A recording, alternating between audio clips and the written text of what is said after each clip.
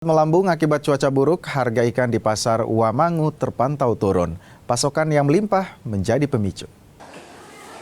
Harga ikan alami penurunan seiring melimpahnya hasil tangkapan nelayan dalam beberapa hari terakhir.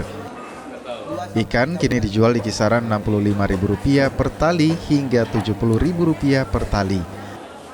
Salah satu pedagang bilang harga ikan sempat melonjak hingga mencapai Rp100 hingga Rp120.000 per tali. Kenaikan terjadi saat angin kencang dan ombak laut tinggi. Kemarin bisa sampai harga 100.000 sampai 120 satu ikatan tero kalau pas lagi ada angin atau ombak semacam ombak begitu. Kalau stok untuk sekarang ini, kalau untuk 2-3 hari mungkin masih ada. Cuma tidak tahu 1 minggu ke depannya karena keadaan cuaca sudah mulai agak berubah tuh. Jika harga ikan turun, lain halnya dengan harga tomat. Tomat yang sebelumnya dijual di kisaran Rp30.000 per kilogram, kini naik Rp35.000 per kilogramnya. Kurangnya pasokan dari petani, hingga harga tomat bergerak naik secara bertahap. Pedagang bilang, harga tomat tidak menentu dan berubah setiap hari tergantung dari pasokan. Berubah hari-hari enggak tentu. Kadang ya berubah aja.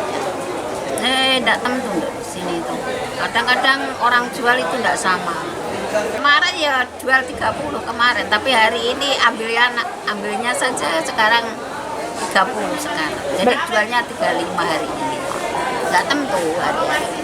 Kemarin juga jual cuma 30. Hari ini enggak dapat. Pedagang berharap harga kembali stabil agar tidak membebani konsumen jelang menghadapi Natal dan Tahun Baru 2026.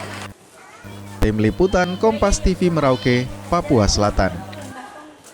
Kita ke sorotan lainnya. Pemerintah Kabupaten Merauke akan menggelar operasi pasar jelang Natal dan Tahun Baru. Operasi pasar ini untuk mengantisipasi lonjakan harga saat Natal dan Tahun Baru. Bupati Merauke Yosef Gebze bilang akan menggandeng sejumlah instansi lain untuk menggelar operasi pasar jelang Natal dan Tahun Baru. Operasi pasar sengaja digelar mengingat tingginya kebutuhan warga serta kerap melonjaknya harga kebutuhan saat Natal dan Tahun Baru.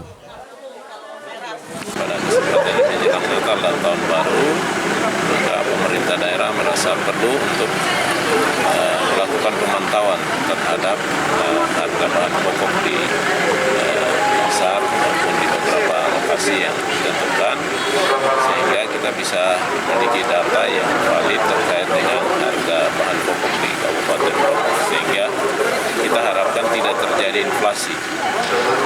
Ini ada kenaikan harga yang melampaui batas yang sudah ditentukan oleh pemerintah.